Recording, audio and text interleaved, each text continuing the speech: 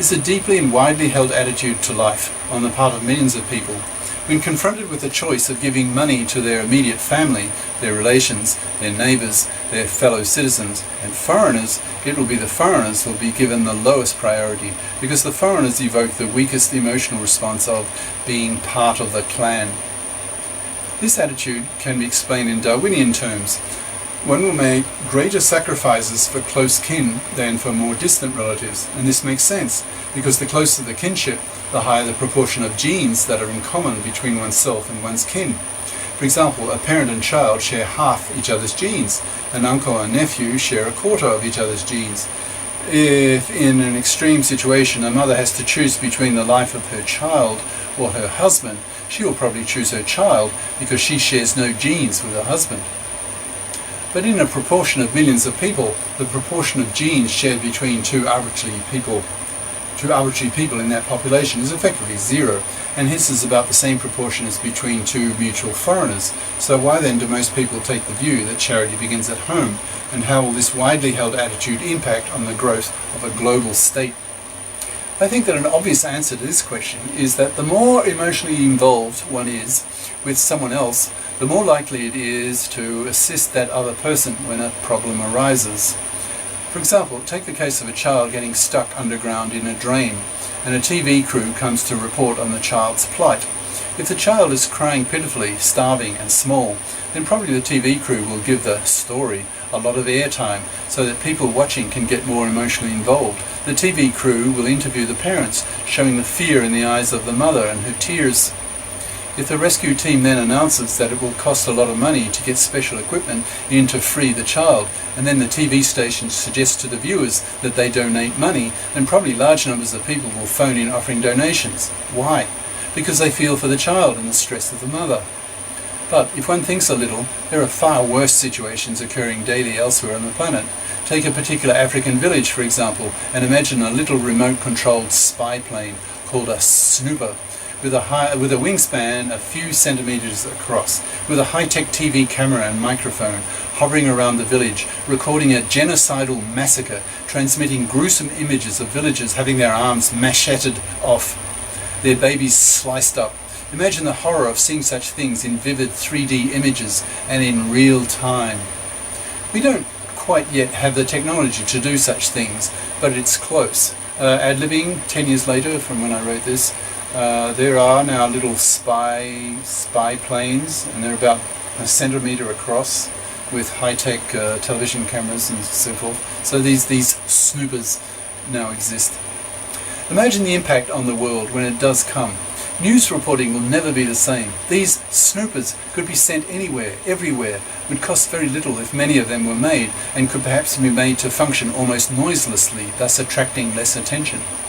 Once media becomes global and such snooper images, as suggested above, become more common, one can imagine that people around the world will become more hardened to the sight of such atrocities. With snoopers sending messages and sounds from all around the world into a global media network, the planet will become essentially unified.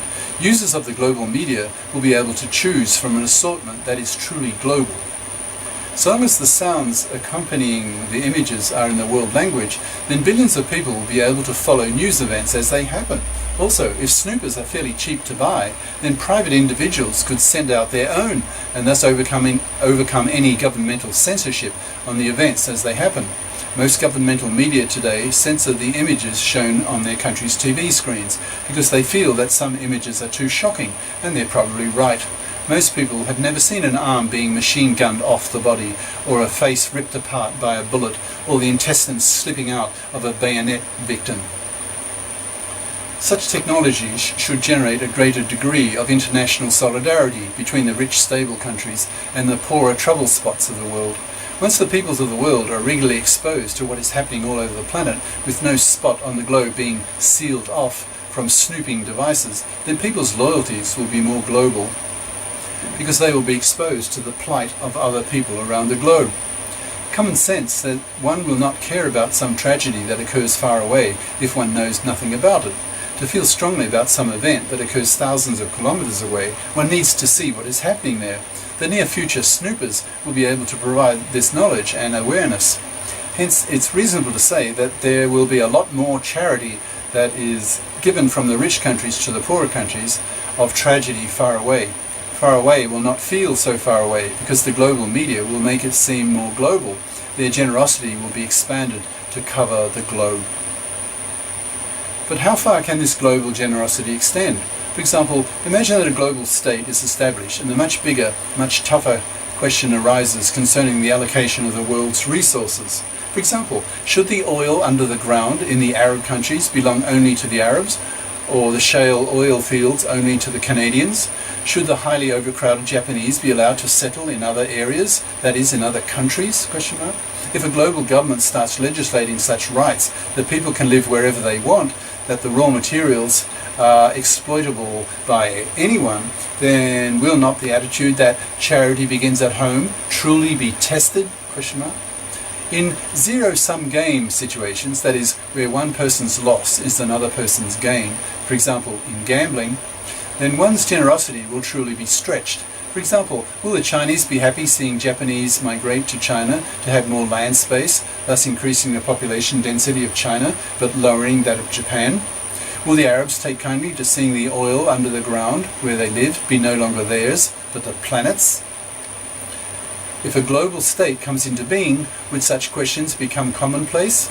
Should a global government attempt to make the raw materials of the earth the property of everyone, that is, of all nationalities, that is, the global state? Would not the charity begins at home attitude then become very strong, too strong for the world state to be able to implement a global raw materials policy? To make this issue more explicit, let us present it in more personalized terms. Imagine a person on a live TV game in which he has to distribute $10,000 to 4 contestants and explain to the 4 and the TV audience watching his actions why he chose the distribution he did. Let us say the person is an American and that the other 4 people are respectively an American, a Canadian, a Japanese and a Papuan. Probably the American would feel social pressure to allocate the money evenly so as not to hurt the feelings of the 4 people. The 4 people would be looking at him, watching him make his decisions and explaining why. Put yourself in the same situation. How, for example, could you rationalize to the Papuan, let us say, that as an American you know virtually nothing about Papua, so you don't have much emotional bond with Papuan culture, so feel less empathetic towards Papuans, who for the American are simply an unknown quantity. Now imagine the game has a second component, and that is the American is given a second $10,000 to allocate as he wants, and that the second time the audience is wholly American, and that he does not have to verbalize his decisions to the 4, who are now out of the picture, only to the American audience. Would the distribution of the second $10,000 between the 4 change? I'd not be surprised if it did. The American would then be free to do as his feelings push him. He could give most to the American of the 4, because the other American was a fellow citizen. A bit less to the Canadians, since Canadians are not quite Americans, but very close. Then quite a bit less to the Japanese, because, well, the Japanese bombed Pearl Harbor, and very little to the Papuan, because he knows nothing about Papua, not even a single word of their principal native language. If he's an average American, he probably doesn't even know where Papua is. I suggest that the charity begins at home attitude is very strong, and that a global state will not be able to allocate the world's resources evenly across the planet until the global culture is truly global, that is, not until most of the world's people feel that home is actually the whole planet. This change in attitude will require a radical shift in mentality compared to that of today's monos. In a world with monocultured media, it's only to be expected that the monos will think like monos. They will divide humanity into them and us, because that is what they have been taught all their lives. The human brain adapts to its environment. A baby who matures hearing one language from her father and another language from her mother will become bilingual and expect her father to speak her father's language and her mother to speak her mother's language. If someone knows nothing about another culture on the planet, then the brain of that person may be conditioned to find a sudden exposure to that unknown culture alienating, disturbing, incomprehensible, and that person may reject further exposure. The phenomenon of homesickness is based on the above reaction. Some people do not adapt well to being foreigners and long to be back in an environment that is familiar to them, where they understand the language and are familiar with the ways in which the people in their environment behave. For monos to feel that their home is the whole planet is for them no longer for them to no longer be monos. The creation of a world media and a world language, and then a lifelong exposure to the peoples of the world, will make them familiar with all the cultures, all hundreds of them, that is, the major ones. Now, of course, some people will be more open to other cultures than will others, and some people will simply not make much effort when confronted with the world media to bother adopting to the difference of other cultures. They will claim their right to be lazy, to remain being monos. They like being monos and don't want to be pressured into becoming multis. The lower the intelligence level of people and the lower their general energy levels, that is, their ability to adapt to novelty, the more likely they will want to remain monos. There will be a lot of natural resistance against the Globus from the monos, who do not want to be pressured into changing their charity begins at home attitude. This attitude will prove to be a major obstacle in creating a global state, and especially if the global state wishes to reallocate the world's raw materials. This reallocation, if it is to occur, will have to be taken gradually, at a pace that is commensurate with the pace of the multiplication of the monos. The Globus can keep up a steady pressure, but not make it too strong, because the monos will be the majority, and the global state is to be a democracy. Therefore, what the monos want will have to be respected. Nevertheless, social change, social engineering is still possible. The Globus can simply continue their work in fostering those variables that change the environment in which monos live to one which is much more more global. The brains of the monos will then be conditioned to think multi, because they will be exposed to multicultured influences all their lives. They will become multis almost by default. I think I'll stop here. It's coming up to a new section and I'm running out of memory. The next section is I, entitled Cultural Inertia. Ciao.